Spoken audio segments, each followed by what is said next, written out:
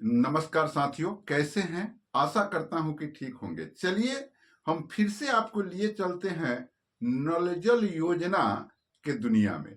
हम आपको बतलाते चले कि सूबे बिहार में नल जल योजना पर हाय तौबा मची हुई है और आजकल विधानसभा में भी नल जल अनुरक्षकों को लेकर काफी चर्चाएं हो रही है और बहुत सारे नेतागण जो है इस बातों पर अब चर्चा उठाने लगे हैं। लेकिन चर्चा उठने के साथ साथ कमियां कहां हो रही है, दिक्कतें कहां हो रही है, परेशानियां क्या हो रही है, इन तमाम चीजों पर हम इस वीडियो पर चर्चा करेंगे। और आप इस वीडियो में बने रहिए और वीडियो को ज्यादा से ज्यादा शेयर करिए ताकि आपकी आवाज जो है सरकार तक पहुंच सके, आपकी आवाज जो है अधिकारियों तक पहुंच सके, आपका आवाज जो है आम आवाम तक पहुंच सके।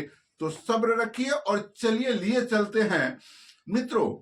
सूबे बिहार में नल जल योजना की जो व्यवस्था है, उस योजना में जो है लगभग 62,000 के आसपास पंचायती राज विभाग के द्वारा काम किया गया है। और उसमें जो भी परेशानियां हुई है, उसमें जो जमीन दिए गए हैं और उस समय 80% के आसपास यह आंकड़ा लगाई जाती है कि निजी भूमिदाता जो है जमीन दिए हैं। तो सरकार जो है लेटर ऑलरेडी निकाल रखी है कि आप भूमि दान करिए, भूमि निबंधन करिए और अनुरक्षक बनिए। तो ये तमाम चीजें हैं और उस जगह पर ही चयन हो पाएगा जो जगह खाली होगा। लेकिन ये ऐसी अवधारणाएं बनाई जा रही है और अनुरक्षकों के द्वारा वह बातें जो है कहीं ना कहीं से परोसा जा रहा है। तो सबसे बड़ी बात यह है कि 1153 लेटर जो बिहार सरकार पंचायती राज विभाग का संकल्प है, तो ये संकल्प जब निकलता है तो यह कैबिनेट से पारित होता है और कैबिनेट से पारित होकर के जब राज्यपाल का मुहर बनता है तो वह किसी भी राज्य के लिए एक कानून हो जाता है। तो उस कानून से जब अनुरक्षकों की चयन होती है या किसी भी डिपार्टमेंटल में अगर कैबिनेट से पारित करके कोई बहाली नियुक्ति होती है तो वह संवैधानिक हो जाता है। तो ठीक उसी प्रकार से 1153 या 5850 या और कोई भी लेटर निकला और उस लेटर के हिसाब से जिन लोगों का चयन हुआ वार्ड सभा लगा करके वह संवैधानिक माना जाएगा। अब जो है भूमिदाता की बात जब होती है तो अधिकारी एक लाइन में कहते हैं कि आप अपना भूमि दान करिए, आप अपना भूमि निबंधन करिए और अनुरक्षक बनिए। तो जैसे ही निबंधन की बात होती है वैसे ही भूमिदाता पीछे हटने लगते हैं। तो जब निबंधन की बात होती है और जब आप पीछे हटने लगते हैं तो फिर भूमि दान की बात क्यों करते हैं? और इस तरीके से गुमराहिता का पोजीशन हो गया। अब एक श्रीकांत सिंह जी का जो सिवान जिले के विधायक है, वो जो सवाल अपना बनाए हैं, हम आज व्हाट्सएप के माध्यम से देखे हैं, तो उनका सवाल जो बना है वह सवाल ही गलत है। तो जब सवाल गलत हो गया तो वैसे स्थिति में आप सोचिए, जब सवाल गलत किया जाएगा तो जवाब उसका क्या सही आएगा? तो जो सवाल बनाया गया है उसका मैं बात कर रहा हूं, जो व्हाट्सएप के माध्यम से हमारे पास आया है, मैं उसको देखा हूं। तो ये तरीके से जब आप किसी नेता के पास जाते हैं, अपने सही सही बातों को रखते हैं, तब जाकर के उसका सही क्वेश्चन तैयार होता है। तो यहाँ तो क्वेश्चन ही सही। तो इसका मेन ये है कि अगर आप चयनित हो गए हैं कहीं ना कहीं से 1153 से या 5850 से या किसी भी माध्यम से, अगर आप अनुरक्षक के रूप में चयन हो गए हैं, भूमिदाता है, ठीक है, अगर चयन हो गए हैं तो आपको चयनित अनुरक्षक की बात करनी चाहिए। और जो लोग भूमिदाता हैं, चयन नहीं हुए हैं, उनके लिए ऑप्शन ऑलरेडी खुला हुआ है कि वो जमीन निबंधन करेंगे, वो अनुरक्षक बनेंगे। और माइंड मेकअप कर लीजिए, जब तक जमीन निबंधन नहीं करिएगा तब तक गवर्नमेंट जो है आपको अनुरक्षक नहीं बनाएगा। तो जो एथेंटिक लड़ाई है उस लड़ाई को लोग भी बिगाड़ दे रहे हैं। हम आपको बतलाते चल रहे हैं कि बहुत सारे जगहों पर यह देखा गया है, लोक शिकायत में मामला गया है। मैं मुजफ्फरपुर की घटना बतला रहा हूं कि जो लोग चयनित अनुरक्षक करके लोक शिकायत में गए हैं, उनका पेमेंट जो है उसी लोक शिकायत से हुआ है। और जो लोग भूमिदाता करके लोक शिकायत में गए हैं, वे अपने आवेदन को दिए गए हैं, तो उनको यह इंडिकेशन करते हुए उनके आवेदन का डिस्पोजल किया गया है कि आप जो है जमीन निबंधन कीजिए, और पेमेंट भी कोई नहीं होता है। तो ये तमाम चीजें जो उभर करके सामने आ रही है, तो कहीं ना कहीं से जो चयनित अनुरक्षक है वे गुमराह अगर हो रहे हैं, तो उनको उस गुमराहिता से बचना चाहिए। और जो भूमिदाता हैं, जो किसी न किसी रूप में चयन नहीं हुए हैं, उनको अपना आवाज उठाने का ऑलरेडी अधिकार है, वो आवाज उठाते रहे।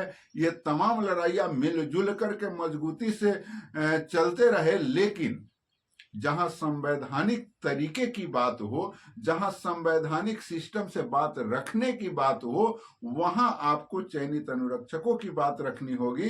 तब जाकर के जो है अधिकारियों का माइंड घूमेगा। मैं आपको बतला देना चाहता हूं कि जब हम लोग प्रधान सचिव से, मुख्य सचिव से मिलने पटना गए, मंत्री जी बुलाए थे कि पटना आइए, और वहां जब हम लोगों ने यह बात रखी, तो वहां भी भूमिदाता की बात जब रखी गई, तो वहां उनका एक लाइन कहना था कि आप जमीन निबंधन नहीं करिएगा जब तक हम आपको अनुरक्षक किसी कीमत पर नहीं मानेंगे।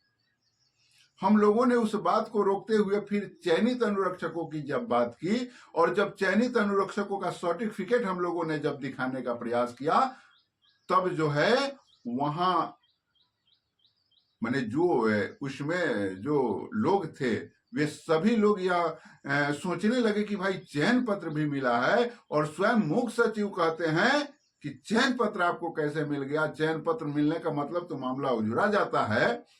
नहीं, बहुत सारी बातें होती है जो आपको किसी न किसी रूप में हम यहाँ कैमरे के माध्यम से नहीं बता सकते हैं, कारण कि बयान लेकर के बताना उचित होता है। और हम अगर कोई बात कहते हैं, कोई दूसरा व्यक्ति मुकर जाता है, तो उसका हम साक्ष्य और प्रमाण कहाँ से लाएंगे? इसलिए बहुत सारी बातें हम नहीं कर सकते हैं। लेकिन जो बातें निकल करके आई, इससे स्पष्ट है कि जैसे ही चयनित अनुरक्षकों की 1153 या 5850 से जो चयन हुए हैं और सर्टिफिकेट मिला है, चाहे वार्ड सभा हुआ है, और ये बातें जब अधिकारियों के दिमाग में जा रहा है, तो अधिकारी जो है चकरा जा रहे हैं, वो सोचने पर मजबूर हो जा रहे हैं कि यह लीगली प्रोसेस है। तो इस तरीके का जो मामला है, और इस तरीके के मामला को इतना संवैधानिक चीज आपके पक्ष में है, और उस चीज को आप ज्ञानाभाव कहिए या जानकारी के अभाव में अगर उसी को भुला जा रहे हैं, जो एथेंटिक तत्व है। मैं यह चीज उन लोगों के लिए कह रहा हूं जो भूमिदाता तो हैं, लेकिन अनुरक्षक भी चयन हो गए हैं, उनके लिए। और जो भूमिदाता हैं, नल जल चला रहे हैं, लेकिन चयन की प्रक्रिया किसी प्रकार से नहीं हो पाई, तो उनके लिए दूसरा चीज है। उनके लिए सरकार ऑलरेडी एक व्यवस्था रखी है। वह व्यवस्था तो सभी भूमिदाताओं के लिए है, लेकिन अगर वैसी परिस्थिति बनती है, बिगड़ती है, तो वे उनके पास में एक ब्रह्मास्त्र है कि वो उस जमीन को निबंधन करेंगे, अनुरक्षक बनेंगे। लेकिन जो लोग ऑलरेडी चयनित हो गए हैं, 1153 से चयनित हो गए हैं, वैसे लोग भी भूमिदाता की बात करके अपने लड़ाई को अगर गड़बड़ कर रहे हैं, तो यह दुर्भाग्यपूर्ण है, और आपको इस पर विचार करना चाहिए। और कैसे, और ये जो लड़ाई बिगड़ रहा है, इसको भी आपको सोचना पड़ेगा कि आखिर ये संभरे कैसे। अब तो लास्ट पोजीशन में है, और जो चीजें है यह विधानसभा चुनाव मुहाने पर है, और इसमें कुछ अगर नहीं होता है तो विशेष कुछ नहीं होगा। मैं आपको बतलाते चलता हूं कि विश्वस्त सूत्रों से यह जानकारी मिली है, और यह बात जो है, यह कहा गया कि भाई इस बात को कहीं ओपन नहीं करना है। तो कहीं भी सरकार किसी भी कीमत पर यह नहीं चाह रही है कि सरकार जो है ऐन मौके पर, ऐन चुनाव के मौके पर वार्ड सदस्य बनाम अनुरक्षक की लड़ाई में उजराए। कारण कि 1,09,000 सूबे बिहार में वार्ड सदस्यों की संख्या है, और अनुरक्षकों की जब बात की जाए तो 35,000 के आसपास ही अनुरक्षक चयन हो पाए थे। तो ऐसी स्थिति में 1,09,000 बनाम 35,000 के आसपास तो चुनाव जो है बहुमत का होता है, तो वैसी स्थिति में नेता किसका पक्ष लेंगे आप समझ सकते हैं। इसलिए अपने लड़ाई को संवैधानिक तरीके से धार दीजिए, तभी कामयाबी मिलेगा। बाकी आप अपना कमेंट करिएगा, जैसा आपका कमेंट होगा उस तरीके से मैं फिर से आपको कुछ ना कुछ परोसने का प्रयास करूंगा। जय हिंद, जय भारत।